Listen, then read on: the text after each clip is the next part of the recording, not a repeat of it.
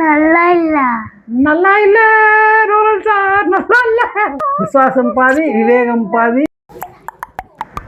Hi, hello, welcome. நான் உங்கள் Robin with my doctor அரசி. நம்ம ஒரு ஹாலிவுட் படத்தை ரிவ்யூ பண்ண போகிறோம். அதுவும் நம்ம கிறிஸ்டபர் நாலன் அவர்களோட படத்தை ரிவ்யூ பண்ண போகிறோம் அப்படின்றத ரோஸ்ட் பண்ண போகிறோம்னு சொல்லலாம். சீரியஸ்லி சில விஷயங்கள் நான் வந்து ஃபேஸ்புக்கில் எப்பவுமே படிக்க மாட்டேன். தெரியாதனமாக அந்த நம்ம பிரசாந்த் இவங்களெல்லாம் என்ன சொல்கிறது, கதறுன்னு கதற வச்சு சரி ஓகே இவங்க வேணுமே பண்ணுறாங்க போல் அப்படின்னு நினச்சி தான் தேட்டருக்கு போனேன். பட் ஆனால் போனதுக்கப்புறம் தான் தெரிஞ்சு இல்லை, ஆக்சுவலாக இவங்க வந்து இங்கே சங்கருக்கு லோகேஷ் கனகராஜ் என்ன பண்ணாங்களோ ஸோ அதைத்தான் நோலனுக்கு பண்ணியிருக்காங்கன்னு புரிஞ்சுக்கிட்டேன். ஏன்னா சங்கர் பிரம்மாண்டம் நம்மளை ஏமாத்துறாருப்பா அப்படின்ட்டு இந்தியன் 2 எப்படி படுக்க போட்டு சங்கலை குத்தினாங்களோ அதே மாதிரி கேம் சேஞ்சர் எப்படி படுக்க போட்டு சங்கலை குத்தினாங்களோ. நான் இப்போயே சொல்கிறேன், கேம் சேஞ்சர் நல்ல ஸ்கிரிப்ட் உள்ள நல்ல படம் தான் கமர்ஷியலி. அதே மாதிரி இந்தியன் 2 எனக்கு ரொம்ப பிடிச்ச படம். நான் அதுக்காக 7-8 வீடியோ போட்டிருக்கேன் நல்ல படம் அப்படின்னு. பட் அதுக்கான கர்மாக்களும் இருக்குது, அது வேற கதை, அதை நம்ம அப்புறம் பேசலாம். அதே மாதிரி லோகேஷ் கனகராஜை வச்சு கூலியில் செஞ்சாங்க நம்ம மக்கள் 1008 கேள்வி கேட்டேன்னா இதெல்லாம் ஒரு படமா அப்படின்னு. ஸோ எனக்கு நோலன் படத்தை பற்றி நெகட்டிவ் கிரிட்டிக்ஸ் வந்ததை பார்க்கும்போது ரைட்டா, அதாவது ஹாலிவுட்லேருந்து ஹாலிவுட்டுக்கு போயிட்டாங்க நோலனையே முடிச்சுக்கிட்டு இருக்கு அப்படின்னா நான் நினச்சிக்கிட்டு இருந்தேன். பட் அது பாதி உண்மைனாலும் மீதி பாதி போய்தாங்க. ஏன்னா நோலன் ஒரு விஷயத்த கன்வே பண்ண ட்ரை பண்ணி இந்த படத்தில் கன்வே பண்ண முடியாமல் தவிச்சு அதை கன்வே பண்ணியிருக்காரு. ஆனால் அது நமக்கு புரியுமா அப்படின்றத நம்ம என்ன பாப்பா விக்கு கலட்டுற பாப்பா. ஆமாம் சரி ஓகே, நீ 2வது படம் பார்த்தல சண்டை படம், கத்தியெல்லாம் தூக்கிட்டு ஓடினாங்களே, பயந்து தூங்குனேல, எப்படி இருந்துச்சு? நல்லா இல்ல ரோலன் சார், நல்லா இல்ல. எஸ், சீரியஸ்லி ஆக்சுவலாக இவன் வந்து உண்மையிலே படம் ஃபுல்லாக பார்த்தான். பட் இவளுக்கு அந்த ஃபுல் அண்ட் ஃபுல்லாக அந்த எமோஷன்ஸ் கனெக்ட் ஆகலை. உண்மையாக சொல்லணும்னா எனக்குமே அது வந்து எப்படி இருந்துச்சு அப்படின்னா ஒரு பிளாங்காக இருந்துச்சு. என்ன சொல்கிறேன்னா, கிறிஸ்டோபர் நோலன் படம்னா ஒரு விஷயம் இருக்கும், அந்த விஷயம் வந்து நம்மளை ஒத்து பார்க்க வைக்கும். ஏன்னா ஓப்பன் கேமர்லாம் நான் தமிழில் வரலன்னு சண்டை போட்டேன், வீடியோவில் போட்டிருப்பேன், இங்கிலீஷில் ரிவ்யூ கொடுத்துருப்பேன். சீரியஸ்லி அவ்வளோ சூப்பராக இருந்துச்சு. நியூட்டன் அந்த இதெல்லாம் பார்க்கும்போது எனக்கு அப்படி பிடிச்சி அந்த படம். கிட்டத்தட்ட இன்செப்ஷனில் இருக்கட்டும், டன்ரிக்காக இருக்கட்டும், எந்த படமாக தான் நல்லா ஃபஸ்ட்டு பார்த்தா இன்செப்ஷன் படம் தான். அதுக்கப்புறம் தான் ஓகே நோலன் ஒருத்தர் இருக்கான்டா, அவன் இந்த லெவலில் எடுப்பான்டா அப்படின்னு சொல்லி 4 பேர் ஏற்றி விட்டு இந்த சில படங்கள் பார்க்கும்போது ஏய் யாரா அந்த டேரக்டர், ஐயா சாமி உங்கள் காலை தொட்டு கும்பிட்றேன் அப்படின்ற மாதிரி இருந்துச்சு. பட் ஆனால் இங்கே ஓடுறேன், இங்கே வா. கடைசியில் என்ன ஆச்சு அப்படின்னா இதுக்கு நம்ம பொன்னியின் செல்வனே தேவலையே அப்படின்ற மாதிரி ஆயிடுச்சு. என்ன பாப்பா கரெக்டு தானே?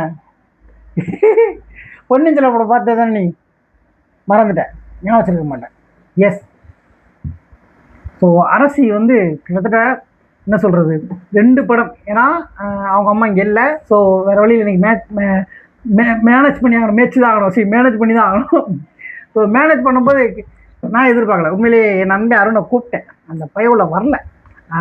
சாமி சரணம், சாமி மாலை போட்டிருக்காப்புல, ஸோ வரல. ஸோ எதேச்சியாக நான் கிளம்பும்போது வழக்கமாக கேட்குற கேள்வி நேற்று கேட்டப்போ வரலன்ட்டாங்க, கிளம்பும்போது நான் வரேன்ட்டாங்க. ஆச்சரியம் அதிசயம் கூட்டிகிட்டு போனேன். சீரியஸ்லி ஃபஸ்ட்டு பொண்ணு நல்லா ஜாலியாக ஒரு 7-8 தடவை நல்லா சிரிச்சு குதிச்சுலாம் ஆண்டாங்க அன்பேடே எனக்கு. ஆனால் நோலன் படத்துக்கு போயிட்டு சீரியஸாக ஏ-ரேட்டட் கொடுத்துறது தப்பே கிடையாது. ஏ-ரேட்டட் அப்படின்னா ஆபாசம் கிடையாது, ஆனால் வன்முறை அதிகமாக இருக்குது. அந்த வன்முறை என்ன அப்படின்றத நான் அந்த ஃபஸ்ட் ஹாஃபில் வர அந்த இருண்ட உலகம்லாம் காட்டும் போது தான் கொஞ்சம் பயந்தா. அப்புறம் நான் எக்ஸ்ட்ரா போட்டு விட்டு பார்த்தா அவன் தூங்கிட்டான், டயர்டு வேறு. ஏன்னா அடுத்தடுத்து எவனாலும் 2 படம் பார்க்க முடியுமா? கிட்டத்தட்ட இவர் கனெக்ட் பண்ண வந்த விஷயம் என்னென்னா, கடவுள் நினச்சா இந்த உலகத்தை காப்பாற்ற முடியுமா அப்படின்ற மாதிரி. அதாவது நான் ஃபேஸ்புக்கில் ஒரு ட்விட்டு போட்டிருப்பேன், விவேகம் படத்தோட காப்பி தான் ஒடிசி போல். விவேகம் என்றால வர்றேம்மா அப்படின்னு வரல, அதே மாதிரி இவர் வந்து வருவேம்மா அப்படின்ட்டு சொல்லிட்டு போயிருப்பாப்புல. 20 வருஷமா வந்திருக்க மாட்டாரு, கடைசியாக வந்தாரா இல்லையா அதுதான் கதை. பட் நம்ம விவேகம் படத்தை மட்டும் கிடையாது, இவர் நம்ம ராமாயணத்துலேருந்து உருவிருக்காப்புல, விசுவாசத்துலேருந்து உருவிருக்காப்புல. கடை கிளைமேக்ஸ்ல என்ஜா அப்பான்னு கத்தும்போது அந்த பொண்ணு அப்பான்னு கத்தும்போது என்ஜாமி அப்படின்னு சொல்லல, அந்த மாதிரி ஒரு சேம் தான். பட் ஆனால் இந்த படம் கமர்ஷியல் படமா அப்படின்னு கேட்டீங்கன்னா கண்டிப்பா நம்ம தமிழ்நாடு. பாப்பா என்ன பேசுற, வீடியோ போயிட்டு இருக்குல்ல. ஸோ கமர்ஷியல் படமா அப்படின்னா பேசுறியா பேசு பேசு பேசலையா? கமர்ஷியல் படம் கிடையாதுங்க. ஸோ நம்ம ஆடியன்ஸ் போய் உட்காந்தோன்னா கண்டிப்பாக கழுவி தான் ஊற்றுவோம். படத்தில் வந்து நல்ல சீன்ஸுன்னு பார்த்தீங்கன்னா, புரியுற மாதிரி சீன்ஸுன்னு பார்த்தீங்கன்னா, ஒரு 10 சீன் இருக்குங்க. அதாவது அந்த 10 சீனுமே அந்த கூஸ் பம்ப்ஸை கிரியேட் பண்ணுறதுக்காகவே. ஏன்னா அவங்க வந்து ஒரு இடத்துல இருந்து 20 வருஷமாக போயிட்டான். எனக்கு தெரிஞ்ச அந்த பெரிய மண்டை கிரேக்கத்து அரசர் அப்படி காட்டும்போது மாவீரன் அலெக்சாண்டர் தான் காட்டுறாருன்னு தோணுச்சு. பட் ஆனால் அவரே சோழி முடிச்சு அந்த இருண்ட உலகத்தில் வச்சிருப்பாங்க. இவர் கேட்பாரு, என்ன ஆச்சு தலைவா உன்னையே போட்டுதல் நான் இல்லை அப்படின்னு கேட்கும்போது, இப்படி ஆயிடுச்சு சங்குல மிதிச்சிட்டா அப்படின்னு. அதாவது நான் வந்து ஒரு பாவத்தை பண்ணினா அந்த பாவத்துக்கு பரிகாரமா இப்படிலாம் சொல்லும்போது எனக்கு வந்து சரி முகத்தை கடைசி காட்டவே இல்லை. எப்படி நம்ம மிஸ்கின் வந்து அவரோட படத்துல வந்து ஒரு மொட்டையை வச்சிருப்பாரு, நிமிர்ந்துலாம் நெஞ்சு, அது வந்து அஞ்சாவது படத்துல வச்சிருப்பாருல, கடைசி அந்த மொட்டையோட மூஞ்ச காட்டவே முடியாது. அந்த மாதிரி நான் மாவீரன் அலெக்சாண்டர் நினைச்சுக்கிட்டு இருக்கேன். கடைசி வரைக்கும் யாருமே சொல்லாமையே சோழியை முடிச்சிருவாங்க சங்கலை குத்தி.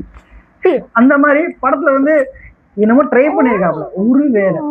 ஏன்னா நமக்கு எப்படி பொன்னியின் செல்வன், கல்கி இந்த கதையை வந்து நம்ம படிச்சிருப்போம். ஸோ அதனால நமக்கு அந்த கனெக்ட் ஆச்சு. ஒரு வேலை ஓடிசின்னு அங்கே ஒரு கதை இதே மாதிரி கல்கி மாதிரி ஒருத்தர் எழுதி வச்சு ஒருவேளை அந்த ஆத்தர் எழுதின புத்தகத்தை படித்தவங்க இந்த படத்தை பார்த்தா புரியுமோ. நம்ம லோகேஷ் கனகராஜ் சொல்கிற மாதிரி நீங்கள் லியோ பார்க்குறதுக்கு முன்னாடி கைதி 1 பார்த்துட்டு வாங்க, விக்ரம் பார்க்குறதுக்கு முன்னாடி லியோவை பார்த்துட்டு வாங்கன்னு சொன்ன மாதிரி இவரும் அங்கே எதுவும் டியூட் போட்டாரா இல்லையான்னு தெரில. பட் ஓடிசி அப்படின்றது ஒரு மாவீரனோட கதை. என்ன சொல்ல முடிச்சுக்கண்டா, மாவீரனோட கதை. ஆனால் மாவீரனோட கதை மாவாட்டும் ரகமாக இருந்தது என்பதுதான் என்னுடைய தாழ்மையான கருத்து. நீங்க தியேட்டர்ல போய் 130 ரூபா கொடுத்து உட்காரும் போது என்னடா இதுன்னு சொன்னீங்கன்னா, ஏன்னா எனக்கு வந்து நான் படமா பார்க்கும்போது எனக்கு பிரம்மாண்டமா இருந்துச்சு. ஏன்னா நம்ம ஊர்ல ஒரு அந்த கேவலமான கெட்ட வயசு இருக்குல்ல, சங்கரை வந்து எப்படி டேரக்டர் சங்கரை எப்படி கவுத்தி விட்டோம், டேரக்டர் லோகேஷ் கூலி எப்படி கேவலப்படுத்தும் அப்படின்னு ஒரு கிரிட்டிசைஸ் மைண்ட் இருக்குல்ல. ஸோ அவனுங்களும் இந்த படத்துக்கு போனான்னா கலாச்சி தள்ளுறதுக்கு அவ்வளோ விஷயங்கள் இருக்கு. ஸோ ஓவரால் பிரம்மாண்டம் அப்படின்னு பார்க்கும்போது படத்தில் ஒரு விஷயம் கன்வே பண்ண ட்ரை பண்ணிருக்கு. ஆனால் அது நம்ம தமிழ் ஆடியன்ஸ் செட் ஆகுமா அப்படின்னா செட் ஆகுது. அதுக்கு பதிலாக நீங்கள் பொன்னியின் செல்வனையே நெட்ஃப்ளிக்ஸ் அமேசான்லாம் இருந்துச்சுன்னா போய் பார்த்துருங்க. ஸோ உங்களுக்கு பெட்டராக ஃபீல் பண்ணுற ஒரு ஆப்பர்ச்சுனிட்டி. ஏன்னா டைலாக்லாம் ரொம்ப வந்து அப்படி ஏன்னா அப்படி முடிச்சிருந்தா எதுக்கு போட்டு வருவலை வறுக்கிறேடின்றா. எஸ் ஓவரால் 130 ரூபால சாரி ஆமாம் அன்பு டைனாக்கு இவளுக்கும் சேர்த்து 220 டிக்கெட் கொடுத்தேன். இப்போ அது கூட ஓகே, நான் 7 தடவை சிரிச்சு குதிச்சா அதனால சரியா போச்சு.